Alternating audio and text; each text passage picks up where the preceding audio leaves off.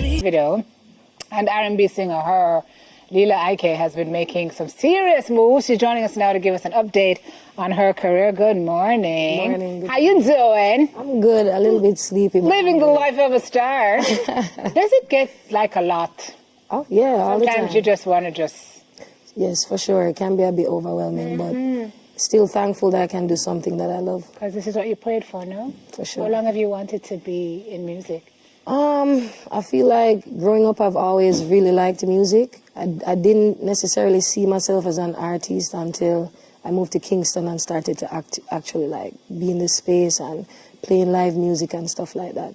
But it's always just been something that I enjoy doing. You can remember the first time you performed for an audience and what it felt like? Yes, I think the first time I performed for an audience would have been my graduation from Manchester High School, because I wrote the graduation song for that year. Did you? So that was a pretty... I'd go, Lila. We've been climbing this mountain for so long, and we finally reached the top. But now it's time to move on. But we wanna go back. Welcome. Hey, we wanna go back to the times when we had. She got that one, so sure you So need you never nervous? Yeah, of course. Yeah, man. This is in front of all of my friends from high school, the entire graduating year. And what did you feel like at the end of it? You say, yes, man. I felt really proud, you know, just that my mom was there. She's crying. Other parents coming up to her like, wow, she's really good. It felt amazing. Music was a thing in your house. For sure. You grew with music. Yeah, man. And so now if you had to define your style, can you really? Like, I'd say it's like a melting pot of different sounds that I grew up listening to, with reggae being the obvious foundation, because that's like my mom's favorite genre. So reggae, gospel, all sorts of music was played. No, gospel is a staple in my house. Yeah, man. You love Grace Thriller? Yeah. Do you know about that? Oh, the song go again. I got trouble this morning. Too early. It's too early. Yeah, man, definitely. Yeah. They say success is a journey, and I suspect you have a far way to go. But did you feel you would be where you are now when you started this thing? No. Every day is a new experience. Every opportunity is also another heist that I'm like, okay, I couldn't have imagined myself having a feature with her. It happened, you know, so I'm grateful. And that kind of just makes it a bit more humbling while exciting at the same time for me. You have hit a milestone that many artists will only ever dream of in their lifetime. It kind of is evidence of how organically things can move. For sure. And when you least expect it, you can hit a part in your career that just takes you on a whole different trajectory. For sure. So how did that happen? You're speaking of the collaboration with her? So basically, it all started back in 2021. This was just around when COVID was popping. And her team actually reached out directly to us to be like, you know, they've heard a couple of my music, her is loving the sound, and she's working on a reggae project that she wanted me to help her write. So we met on FaceTime. I remember being super nervous. Her team reaches out to you, and her team reached out to me, and what? Yeah, man, I was shocked because you don't know, her is an amazing artist. As a female artist myself, I really respect her craft and how she goes about it. So when I heard that, I remember Lorna Bennett, she's my manager, so she'd be like, Lila, I don't know, some people name H-E-R, you know. That sounds like Miss B. I said, Miss B, her? You know, so that happened. We met on FaceTime. We spoke, and it ended up that every day we were just linking on FaceTime, writing music, until she was like, you know what, we need to do this in studio. She flew me out to Miami for about 2 weeks. We spent the 2 weeks just working on her stuff. The whole time I had the song, and I always said that I needed a really great female artist to do it with me, and her was definitely one of like my dream collabs. How did she find your music?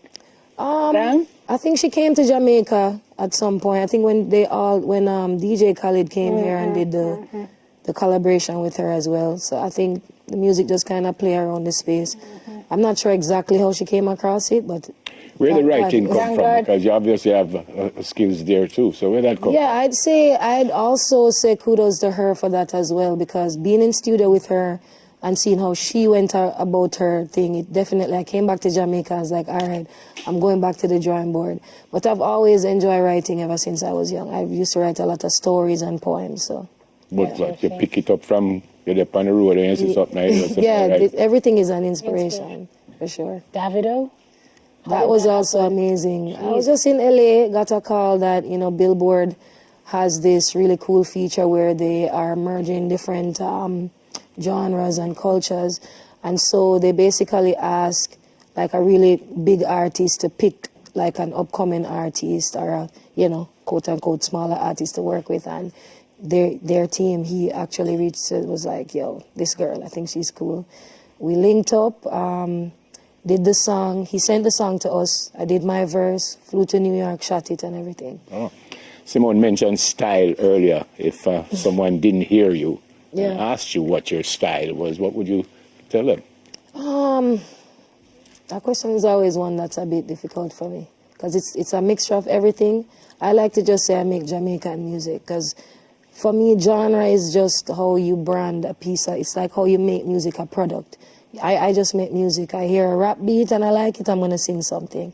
A reggae, a dancehall, whatever. So for me, I'm just a Jamaican artist. And that's the secret to your success is that you do belong in no box, really. Thank you. And you don't allow anybody to dictate who you are, Definitely not. what you are to say. You're on your own path, my girl. Thank you. So tell me about He Loves Us Both. Yeah, Ode so to he loves us. 90s. Yeah, definitely. Like, as I say, you know, my mom, huge music fanatic. So Whitney Houston, Brand Name, Monica, all that music would be playing in my house. And, you know, me and Malik have some younger sisters and also an older sister. And we would always just pick a part of a song that we'd sing and you sing the next part. That Boy's Mine was one of my favorites growing up. And, you know, when I got the inspiration to make He Loves Us Both, for me, on a personal note, just based on experiences that I've had, I always thought that when it comes to topics of love, people can get a bit, you know, they just too, I don't know what the word to use. Flowery and rosy. Yeah, you know, you get a bit too assertive and just claiming it to be something that, in my opinion, love is something where you have to just experience and go through it. And yes, Excuse me. How much people live in a Christiana? Hold on, man. trust me, we probably related. The next thing he's going to do is he's going to ask you for money. Bad mind come in all shapes and forms. And if you don't believe me, look here. It's all good. it's all good. When does the album come? The album, we don't have a set date yet, but it should definitely be out by August. Okay. Yeah, man. Lila Ike. You need to Can't wait to hear her. You know that song there? After the break. That's right. It's not hard to see this boy ain't none of we's without interest. I mean, no matter what. No, it's not here. Me and my family right here. Yeah. And my woman Oh, Jesus. is one nice thing. We're going to take a break and then we'll hear from Lila Ike when we come back. Not going to happen. One big happy family.